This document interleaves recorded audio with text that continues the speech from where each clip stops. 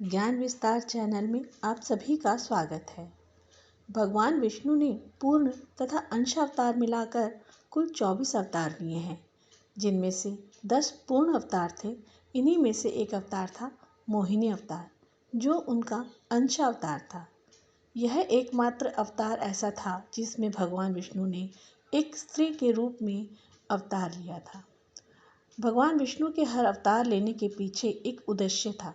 मोहिनी अवतार भी भगवान ने धर्म की रक्षा करने तथा अधर्म का नाश करने के उद्देश्य से लिया था। आज हम जानेंगे कि आखिर भगवान विष्णु के द्वारा मोहिनी अवतार लेने के पीछे क्या रहस्य था तथा इसके द्वारा उन्होंने किस उद्देश्य की पूर्ति की थी। इससे पहले यदि आपने चैनल को सब्सक्राइब नहीं किया है तो कर लीजिए, नोटिफिकेशन बेल को भी ऑन कर लीजिए। इससे हमें और भी अच्छा कार्य करने की प्रेरणा मिलती है। जब सृष्टि में महाप्रलय आई थी तब उस समय सब कुछ जलमग्न हो गया था। इस कारण कई महत्वपूर्ण वस्तुएं तथा औषधियां धरती में समा गई थी।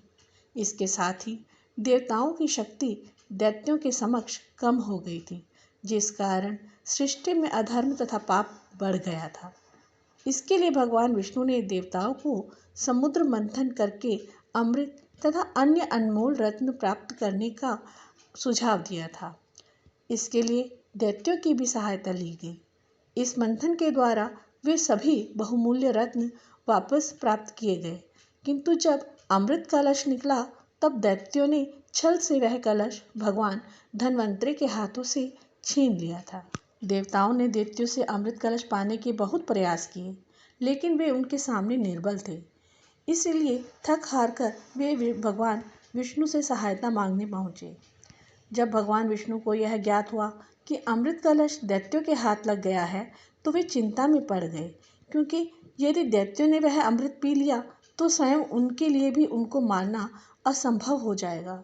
यदि दैत्य हमेशा के लिए अमर हो गए तो वे भगवान का भय समाप्त हो जाएगा। इस कारण सृष्टि में पाप, अधर्म तथा अराजकता हमेशा के लिए व्याप्त हो जाएगी तथा भगवान का कोई औचित्य नहीं रहेगा। इस कारण भगवान विष्णु ने अपनी माया के प्रभाव से एक सुंदर स्त्री का रूप धरा, जिसका नाम मोहिनी था। इस अवतार की सहायता से उन्होंने दैत्यों का मन मोह लिया तथा उनसे अमृत कलश प्राप्त कर लिया। फिर भगवान विष्णु ने सबसे पहले देवताओं को अमृत दिया। उस दौरान एक राक्षस ने भगवान का रूप धारण किया और अमृत पाने के लिए कतार में लग गया।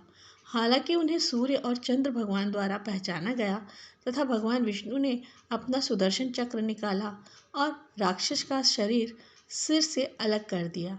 जैसा कि उसने पहले ही अमृत पी लिया, उसका शरीर 2 भागों में बंट गया, लेकिन वह बच गया।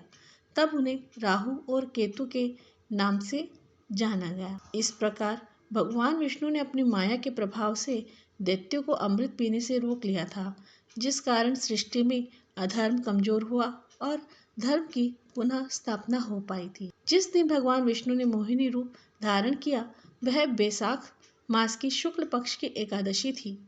इसीलिए इस दिन को मोहिनी एकादशी के रूप में भी मनाया जाता है। आपको यह जानकारी कैसी लगी, कमेंट बॉक्स में अवश्य बताएं।